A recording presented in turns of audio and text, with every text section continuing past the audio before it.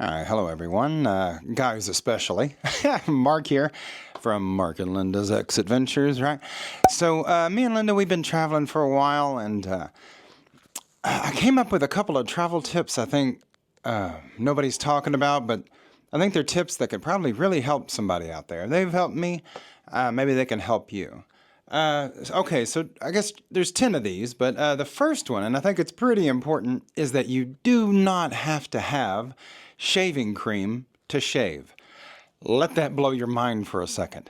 Guess what you can do? In every hotel, in everything, everywhere, they got the shampoo pumper and they have the conditioner pumper thing in there, right? I'll show you a picture.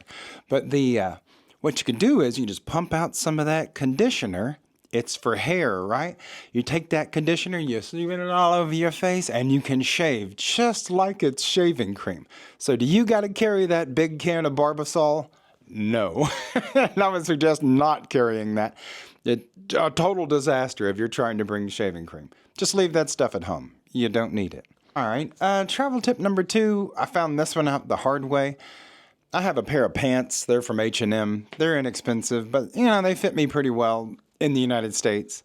But once we got out here and started trekking 10,000 steps a day, up mountains, down mountains, just through train stations all over. You're going minimum of 5 miles, sometimes upwards of 9 miles a day. You're going to lose weight out here unless you're just pounding down the pastries. Then, but losing weight kind of sucks because your clothes don't fit anymore. So there was one time me and Linda was late to the train and my pants are falling down and I'm dragging luggage and it was just a total disaster. And so I devised this. Now this might get a little weird, but it's okay. What you do is, if you don't have a belt, which I did not, you can also cut another button. You can cut another buttonhole. Watch this magic. Look at that. I just now instantly lost a couple inches on my waist. Matter of fact, I have another buttonhole over here too, just in case I lose more weight. But so, yeah, see how crazy? Look at how crazy that is. So, until you can get a belt, until you can get a new pair of pants, cut you a buttonhole. And you can do it with any knife. Hell, a butter knife will do it. Tip number 3. Seems like an easy one, but it's not. Invest in a good pair of running shoes, walking shoes, whatever you want to call them. Brooks makes some amazing shoes. These are the Ghost 16, I think, but just a black pair of shoes has really, you can see I've pretty much worn the bottoms off of these things.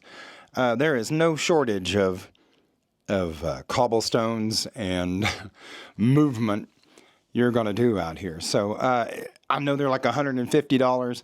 Spend it. Do it. Don't get white ones. Don't buy some fancy leather Italian shoe. Don't do it. You will be you'll be miserable. So what I would suggest to you, get a pair of shoes. I would highly advise against a pair of Nike shoes because they have given me blisters more than any others. But Brooks has been nice. I'm 6'4", 220 pounds, so Brooks is kind of for bigger, heavier people, and it works. They work so great. So up and down mountains, stairs, castles, boats, you name it, these things have been there. So good time. So invest in a nice pair of running shoes because you can go to the gym just as easily as you can go to the shopping mall. Easy, or a castle or anything else. But black is your friend in this regard. So, all right, that's number 3. All right, travel tip number 4. It's a good one. The Epica power adapter I am holding has really, really been pretty much the best purchase I've made this whole time. This thing, I know it looks a little crazy. All the wires and gadgetry hanging off of this thing, but it is in fact a universal power adapter. It has USB-C charging ports. It has USB, I guess 2.0, 3.0. It has the Europe adapter. Also has the one for England, UK. It locks. It even has an American style adapter. How fun. But this also translates. I think you can turn those outward. There we are. And I believe that's like Australia or something. Haven't gone there yet, so. But wow, this thing has been magic. So as far as travel tips go, man, that's a good one. We can plug any number of things into this. I mean, me and Linda have charged computers. We have charged phones and watches. Fantastic. So get yourself a good travel adapter. And you only need one. So, all right, that's it. Travel tip number 5, get a man purse. Do it. I don't care how stupid you think you look. Man, having this thing right here, because in Europe and other places, people have sticky fingers, right? They want to put their hands in your pockets and on your butt because they want what's in there, right? So it's a well-known fact that pickpocketers are out here. So if your stuff's right in front of you, chances of them stealing it are much less. I'm going to say exponentially less because it's right here. I mean, you're going to have to get personal with me to steal my stuff. So right here in the front, get you a good crossbody bag. Right here in the front, phone goes in, easy cheesy, right? Goes in there, zips up, boom. I put the, room keys. I put the room keys in here, zip them up, right? You can put car keys in there too, right in the front, you know? There we go. Inside here, you can put your wallet. I keep a universal power adapter. This is probably going to be my next tip. But get yourself a universal power adapter.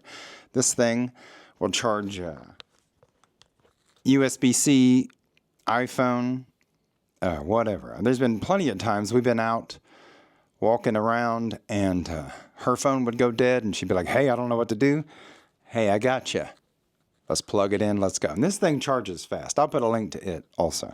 But a good crossbody bag will make it possible to carry an adapter with you to save your life.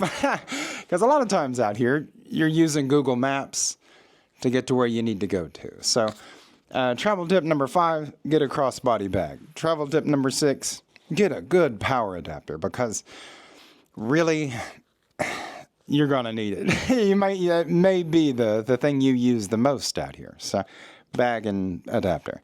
It's been pretty good. I won't lie. I really think these guys, Peak, I think they really have it going on with this. And I'll put a link to this too. All right, guys, travel tip number 7. It's going to sound silly, but if you're in a hotel room or whatever, there's not going to be any bowls. You're not going to have access to a bowl. Let's say you wanted to eat some ramen. You know, you would need a bowl to put it in, generally. Some come with cups, but anyway. Ramen, cereal. Cereal will save you a ton of money. So what you'd want to do is you'd want to get your coffee cup that comes with every room. Put your cereal or whatever in there. I've even eaten cereal with water. So that's kind of a hack in a way. But if you have access to milk, put some milk in there too. So I think these little tiny spoons, I think they're silly, but you know, they're just made for like stirring your tea or something. But you can eat cereal right here. You can eat ramen right here. It's crazy, but you can do it.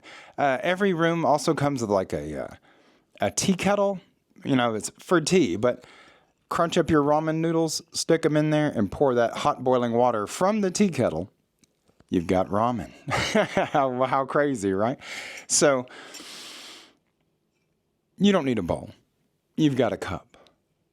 Travel tip number 8, don't fold clothes and try to stick them in a suitcase or a backpack or anything else. It scrunches them all up. It looks crazy. It's bad. It takes up a ton of room.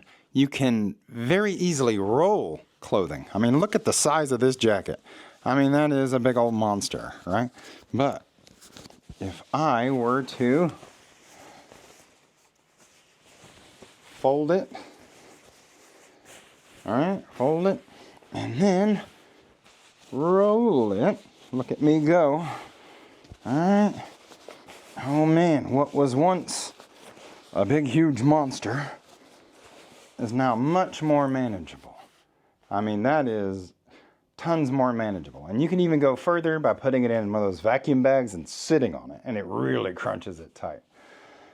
Roll your stuff. Because when you unroll it, it's generally pretty, it's not wrinkle free, but it is. Generally okay.